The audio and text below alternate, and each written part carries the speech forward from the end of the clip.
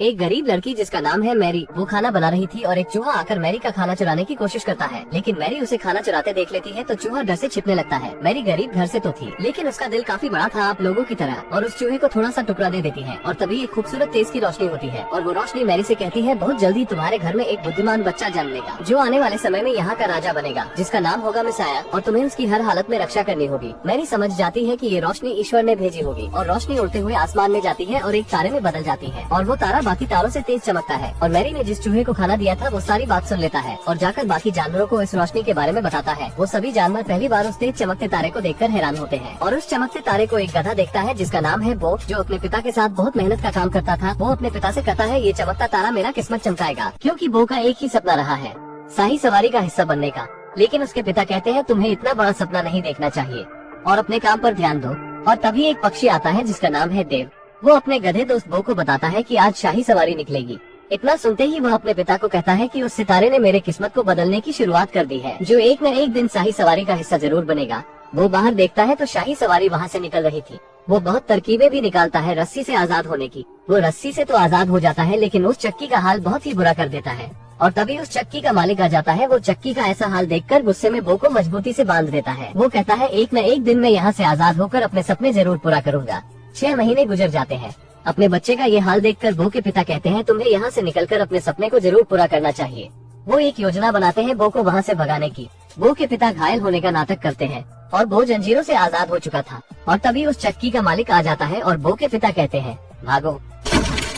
वो किसी भी तरह वहाँ से तो निकल जाता है, लेकिन एक रस्सी उसके पैर में फंस जाती है जिससे उसके पैर में थोड़ी चोट आ जाती है। वो उसी हाल में आगे बढ़ता है और उसे मेरी दिखाई देती है जो हमने फिल्म की शुरुआत में देखा था। वो अपने पति जोसेफ के साथ रहती थी।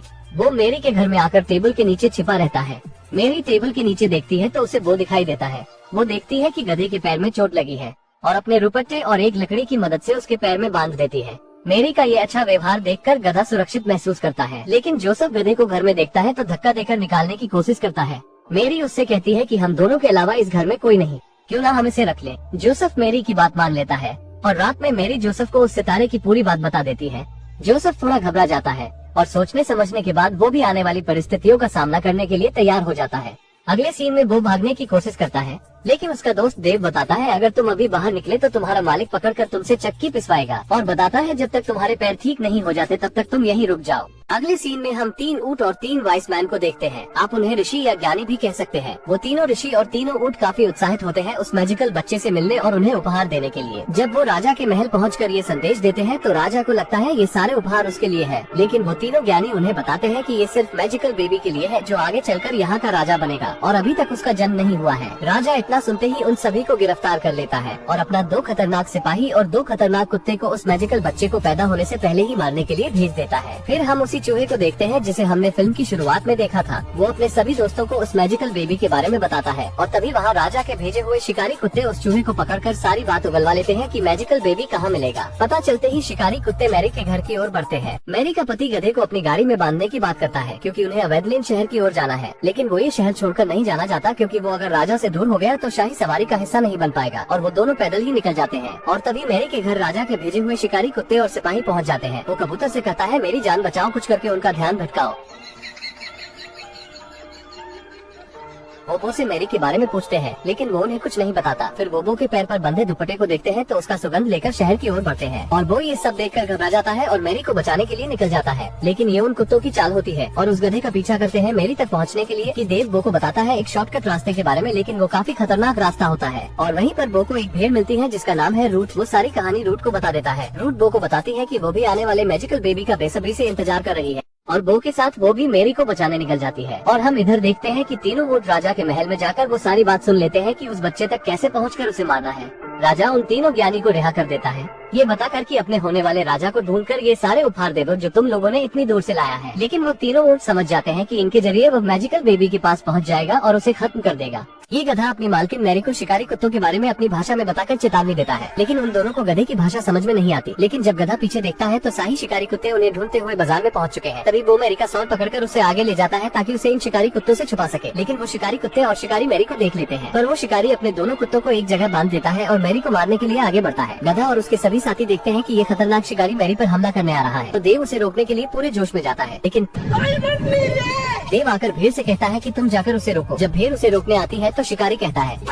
गधा देखता है कि राजा का सिपाही हथियार लेकर मैरी की तरफ बढ़ रहा है। वो जल्दी से जोसेफ के गाड़ी के नीचे लगाए गए पत्थर को हटा देता है, जिससे उसकी गाड़ी तेजी से ढलान की ओर जाकर दूसरी गाड़ी से टकराती है और बहुत हंगामा होता है, जिससे बाजार तहस नहस हो जाता है। सिपाही जैसे ही मैरी को मारने के लिए जाता है तभी एक दुकान उसके ऊपर गिरती है और वो कुएं में जा गिरता है। वो ये देखकर बहुत खुश होता है कि मुसीबत टल गई, लेकिन उन्हें बाजार से निकाल दिया जाता है। मैरी का पति जोसेफ इस बात से बहुत गुस्सा होता है कि हमें बेवजह बाजार से निकाल दिया गया इस गधे की वजह से। वो ये सब सुनकर बहुत बुरा महसूस करता है और वो अपने दोस्त देव को लेकर उनसे दूर चला जाता है। मैरी जोसेफ को कहती है तुम्हें ऐसा नहीं करना चाहिए था, क्योंकि मैरी बो को अकेला नहीं छोड़ना चाहती। जो खतरनाक सिपाही कुएं में गिरा था वो बाहर आकर फिर से मैरी का पीछा करता है। बो और देव बहुत आगे आने के बाद देखते हैं कि सामने ही शाही सवारी है और तभी बो के पैर से मैरी का बंधा हुआ दुपट्टा का टुकड़ा उड़ जाता है। वो ये देखता है तो उसे मैरी की फिक्र होने लगती है और देव से कहता है मुझे मैरी के पास जाना होगा उसे बचाने। देव उससे कहता है हम तो मंजिल के करीब है, यही तो हमारा सपना था, और कहता है जहाँ तुम रहोगे वहाँ मैं भी रहूंगा। वो दोनों मैरी को ढूंढने फिर से निकल जाते हैं और दूसरी तरफ मैरी जिस गाड़ी में जा रही थी वो गाड़ी टूट जाती है, जिसकी वजह से जोसेफ को बहुत ज्यादा गुस्सा आता है और वो सारा गुस्सा मैरी पर निकालता है। मैरी को बहुत ही बुरा लगता है और वो अकेले ही आगे जाने लगती है और जोसेफ को भी काफी बुरा लगता है और तभी वो आ जाता है। वो जोसेफ को धक्का देता है कि तुम भी मैरी के साथ जाओ। वो भागते हुए मैरी के पास जाता है और उससे माफी मांगता है और ये भी कहता है कि आने वाली कोई भी मुसीबत हो हम मिलकर उसका सामना करेंगे। उसके बाद मैरी बो पर बैठकर सभी आगे बढ़ते हैं और मैरी को मारने के लिए सिपाही भी। जोसेफ मैरी से कहता है कि हमें यहीं कहीं रुकना चाहिए ताकि तुम आराम कर सको, लेकिन बो का मालिक उसे देखते ही पकड़ लेता है। उसके दोस्त उसे बचाने की कोशिश करते हैं लेकिन असफल रहते हैं और हम दूसरी तरफ देखते हैं वो तीनों ज्ञानी बच्चे को ढूंढने के लिए उसी शहर में आ चुके थे और बो का पुराना मालिक उसे घसीटते हुए अपने फार्म में लाता है और बांध कर चला जाता है। वो उस चमकते तारे को देखता है और कहता है मुझे मैरी को बचाना होगा, नहीं तो मैजिकल बेबी इस दुनिया में कभी नहीं आ पाएगा। ये बात वहाँ के जानवर सुनते हैं तो बो को बताते हैं इस तेज चमकते सितारे की रोशनी पिछले 9 महीने से इस मंदिर के ऊपर पड़ रही है और हमारी नींद उड़ी हुई है। वो समझ जाता है कि मैजिकल बेबी का जन्म यहीं होगा और उन्हें शाही सिपाही और शिकारियों के बारे में बताता है। वहाँ के जानवर बो को वहाँ से निकालने में मदद करते हैं। वो जैसे ही बाहर आता है तो उसके दोनों दोस्त मिलते हैं। बो को बताते हैं कि वो खतरनाक सिपाही यहाँ तक पहुँच चुके हैं। वो दोनों कहते हैं हमें किसी की मदद लेनी होगी। देव और शीप किसी की मदद लेने के लिए निकल जाते हैं। देव को ज्ञानी के तीनों ऊँट मिलते हैं और शीप अपने प्रजातियों से मदद मांगती है, लेकिन कोई उसकी नहीं सुनता और तभी वही रोशनी होती है और उन्हें बताती है कि उस बच्चे को किसी भी हाल में बचाना होगा। सभी उसकी मदद करने के लिए निकल जाते हैं और हम दूसरी तरफ देखते हैं कि मैरी और जोसेफ को अब तक कोई कमरा खाली नहीं मिला है। मैरी दर्द से नीचे बैठ जाती है और वो भी वहीं पहुंच जाता है। सिपाही भी उनके पीछे उसी शहर में उन्हें ढूंढ रहा था। वो उन्हें खींचने लगता है और मैरी उसके ऊपर बैठ जाती है। वो उन्हें वहीं ले जाता है जहाँ सितारे की रोशनी पड़ती है। वहाँ के सभी जानवर उस जगह को साफ करते हैं मैरी के लिए। वो बाहर निकलकर देखता है तो उसे शिकारी कुत्ते और सिपाही दिखाई देता है। वो अकेले ही उनसे मुकाबला करता है। वो दोनों कुत्ते को तो मार देता है लेकिन सिपाही से लड़ नहीं पाता और तभी बहुत सारे शीप उस सिपाही पर हमला करते हैं और तभी वो तीनों ऊँट भी आ जाते हैं। उस सिपाही को ऐसा धक्का देते हैं कि उनकी चैन उसके पीछे अटक जाती है, जिससे वो घसीटते हुए तीनों शिकारी खाई की ओर लटक जाते हैं और वो दोनों शिकारी कुत्ते मदद की भीख मांगते हैं।